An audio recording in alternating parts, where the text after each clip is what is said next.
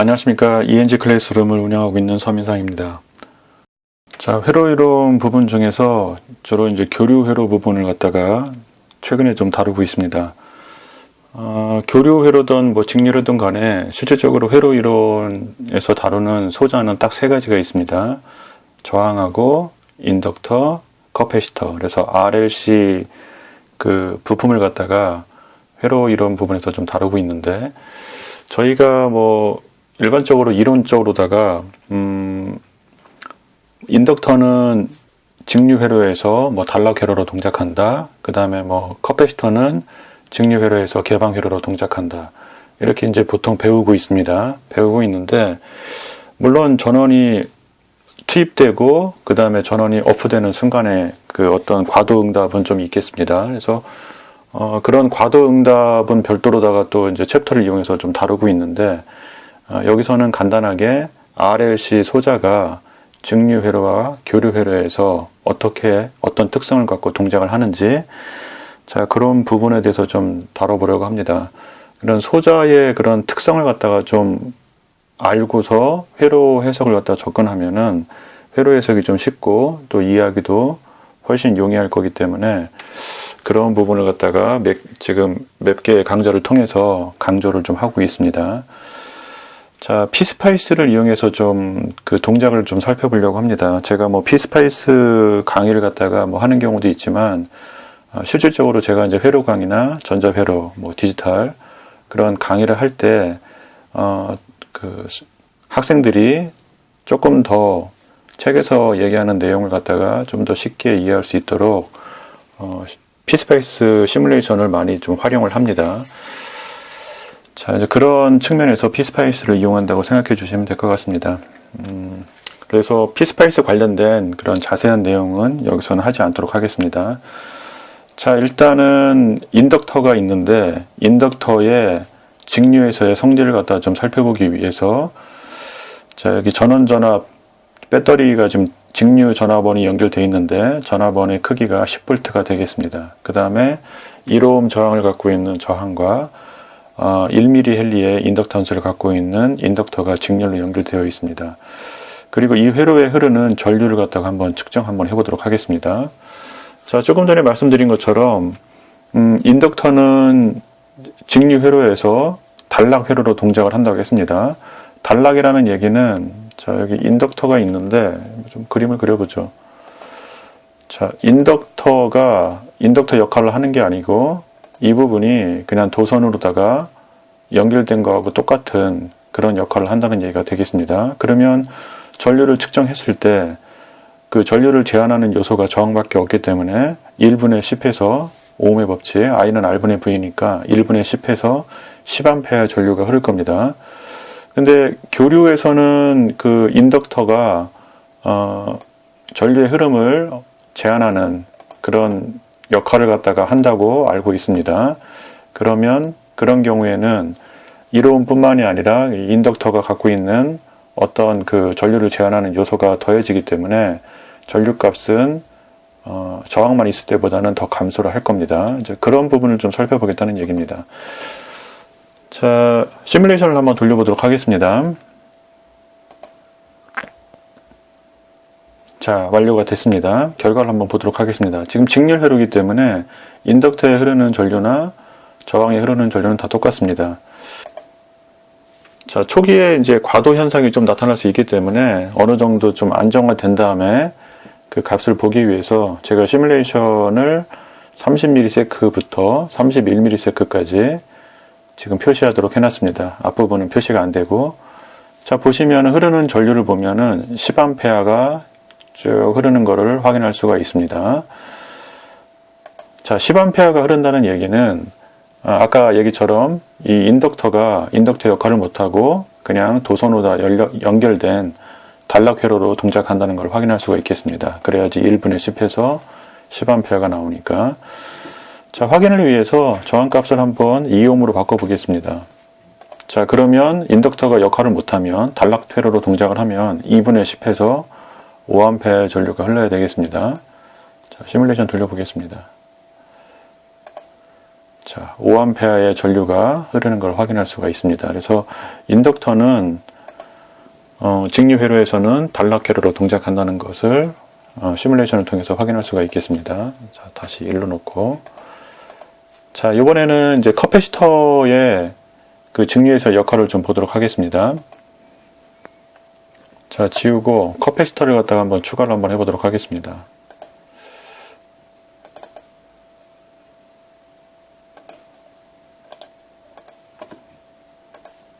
자, 커패시턴스가 지금 디폴트가 1나노 페럿으로다가 지금 되어 있는데, 뭐 그대로 해도 상관없겠지만 좀 값을 조금 키워보겠습니다.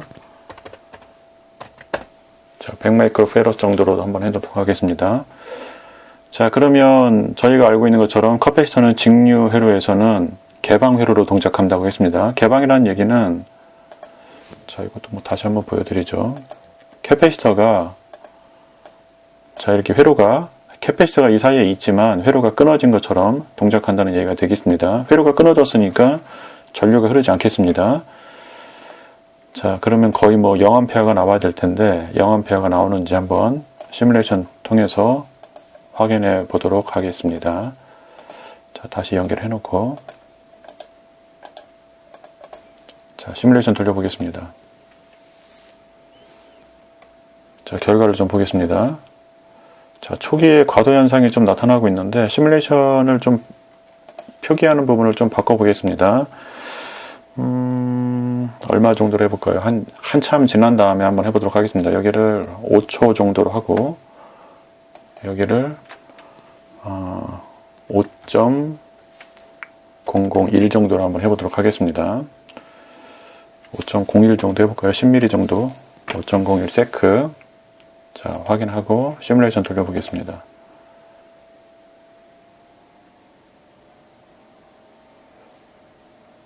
자, 결과가 바로 안 나옵니다.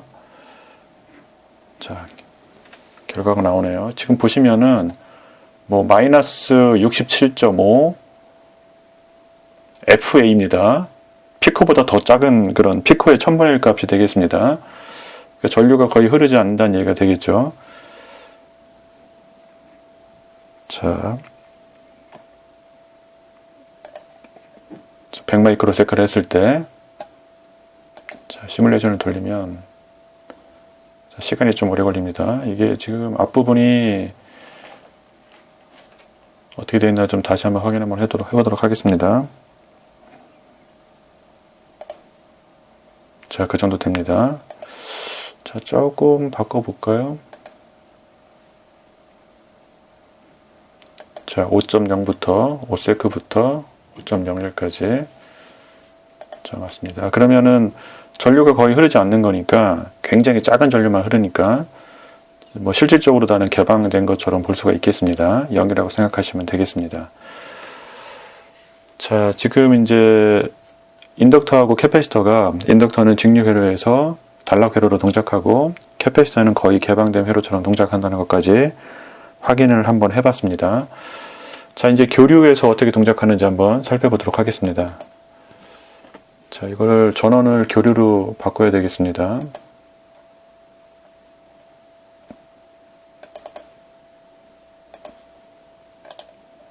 자, 전원을 조류로 놓고, 자, DC 옵셋 값을 0으로 놓고, 전혀 직류 값이 없는 상태. 자, 사인파 그 전압을 만들 텐데, 전압의 진폭을 10V로 하도록 하겠습니다. 자, 주파수에 따라서 이제 그 인덕터하고 캐패시터가 어떤 전류를 제한하는 그런 성분을 갖게 되는데, 교류에서는 그 값이 주파수에 따라서 달라집니다. 그래서 주파수를 바꿔가면서 한번 그 영향을 보도록 하겠습니다. 처음에는 주파수를 100Hz로 놓도록 하겠습니다. 100Hz. 자, 이번에 이것도 뭐 인덕터부터 다시 한번 해보죠. 인덕터로 바꿔서.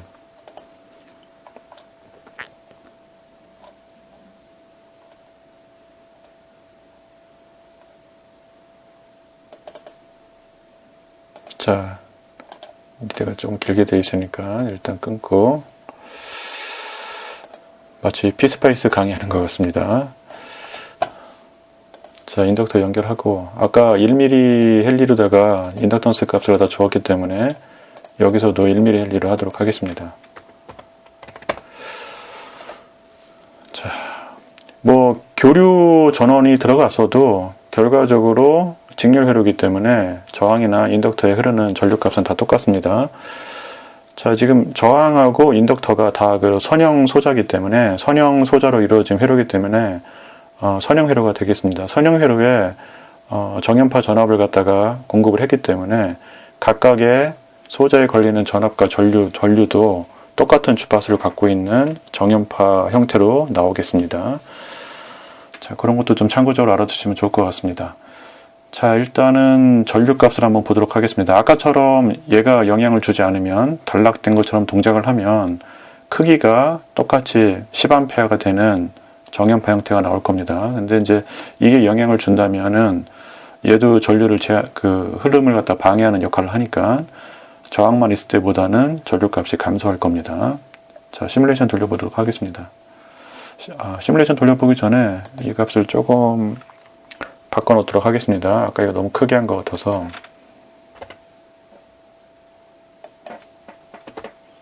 자, 미리세크로 하도록 하겠습니다. 지금 주파수가 있으니까.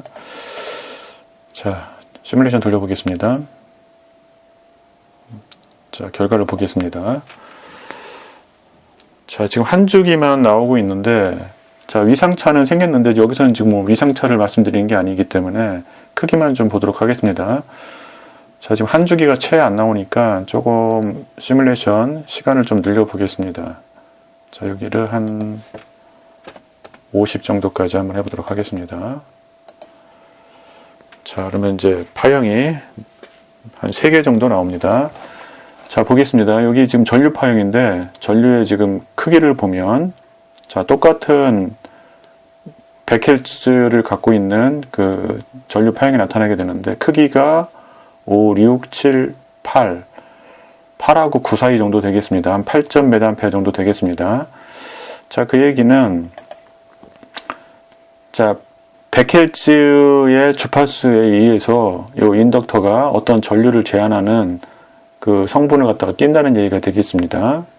그래서 보통 저희가 그 인덕터가 갖고 있는 그 임피던스라고 하는데, 임피던스 값을 갖다가 J-L로 나타냅니다.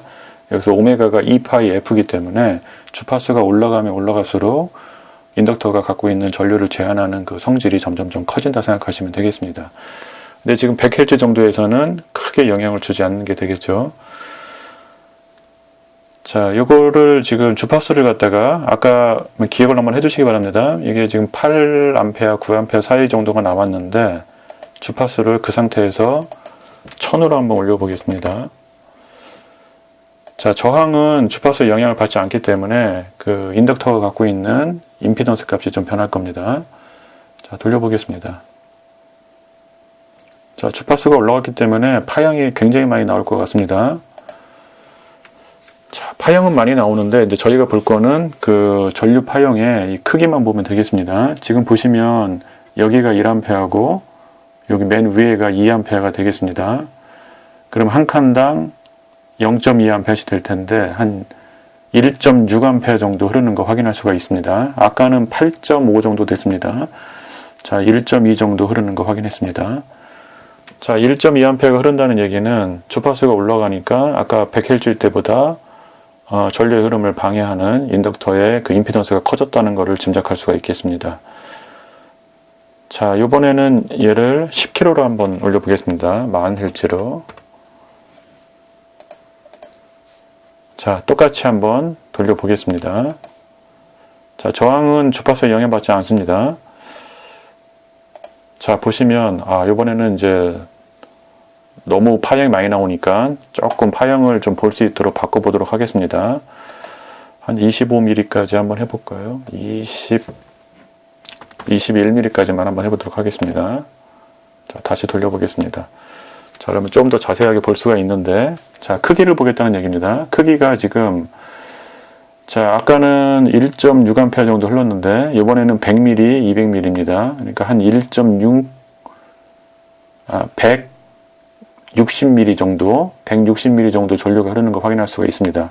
결국은, 아까 1K일 때보다 10K가 되니까, 인덕터가 갖고 있는 전류를 제한하는 임피던스 값이 더 커졌다는 얘기가 되겠습니다. 그래서 인덕터는 교류 회로에서는 어떤 전류를 제한하는 그런 성질을 갖다 띠게 되는데, 그걸 갖다가 인덕터가 갖고 있는 임피던스, 조금 더 자세히 얘기하면 인덕터의 유도성 리액턴스라고 얘기합니다. 근데 그거는 주파수에 비례해서 주파수가 커지면 커질수록 같이 커진다는 얘기가 되겠습니다. 자, 인덕터에 대해서 좀 살펴봤고요. 이번에는 이제 커패시터가 주파수의 변함에 따라서 커패시터가 어떤 전류의 흐름을 제한하는 그 임피던스 값이 어떻게 달라지는지 살펴보도록 하겠습니다. 자, 지우고 커패시터 한번 연결해 보겠습니다.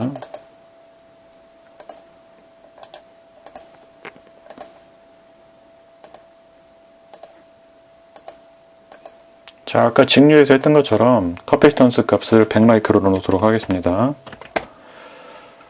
자, 얘도 100부터 해봐야 되겠죠. 자, 100Hz부터 한번 해보도록 하겠습니다. 자, 돌려보겠습니다. 자, 전류값 한번 보죠. 자, 이게 지금 너무 조금밖에 안 나옵니다. 좀 바꿔보겠습니다. 디스플레이 영역을 100Hz이기 때문에 그렇습니다. 자, 여기를 한 50mm까지 시뮬레이션을 돌려보겠습니다. 자, 돌리면, 자, 이제 몇 개 파형이 나타나고 있습니다. 자, 크기를 좀 보겠습니다.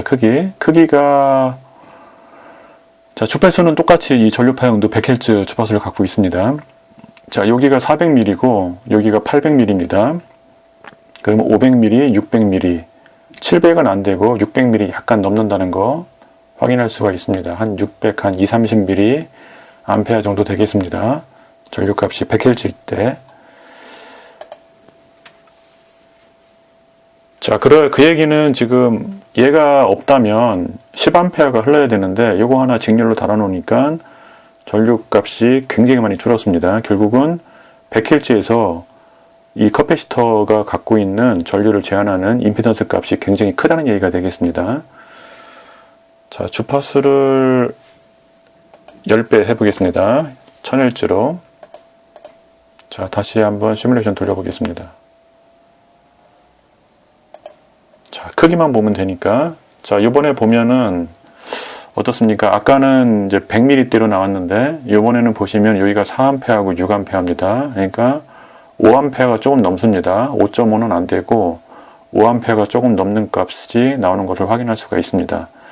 자, 그 얘기는 주파수가 10배가 됐더니 전류가 굉장히 커졌습니다. 아까 100Hz 때보다는 커패시터가 갖고 있는 전류를 제한하는 요소가 굉장히 작아졌다는 얘기가 되겠습니다. 100Hz 때보다. 그래서 전류가 더 커졌다는 얘기가 되겠죠. 자, 다시 한번 보겠습니다. 한 5A 넘는 거 확인할 수가 있습니다. 자, 주파수를 또 10배 한번 해보겠습니다. 10kHz로 10,000Hz. 자, 돌려보겠습니다. 자, 파형이 너무 많이 나오니까 이것도 좀 파형을 몇 개 좀 보도록 하겠습니다. 자, 얼마 정도 해볼까요? 21mm까지 한번 돌려보도록 하겠습니다.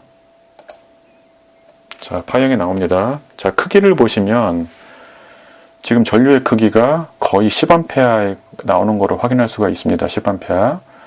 자, 10A가 나온다는 얘기는 여기가 거의 단락된 것처럼 동작한다는 얘기가 되겠죠. 그러니까 전류를 제한한 요소가 거의 없다는 얘기가 되겠습니다. 주파수가 올라가니까 10kHz로 올라가니까. 그래서 거의 1호음만 있는 것처럼 동작하기 때문에 1분의 10에서 10A의 전류가 흐른다는 얘기가 되겠습니다. 그래서 커패시터가 갖고 있는 임피던스, 조금 더 자세히 얘기하면 커패시터의 용량성 리액턴스라고 얘기를 하는데, 그 값은 주파수가 낮으면 낮을수록 굉장히 크고 주파수가 올라가면 올라갈수록 굉장히 작아진다는 그런 얘기가 되겠습니다. 그래서 이런 그 RLC의 직류 또는 주파수에 따라서 어떤 특성을 갖고 있는지 이걸 갖다 정확히 알고 계시면 회로 해석을 할 때 이해하기가 좀 쉽겠습니다.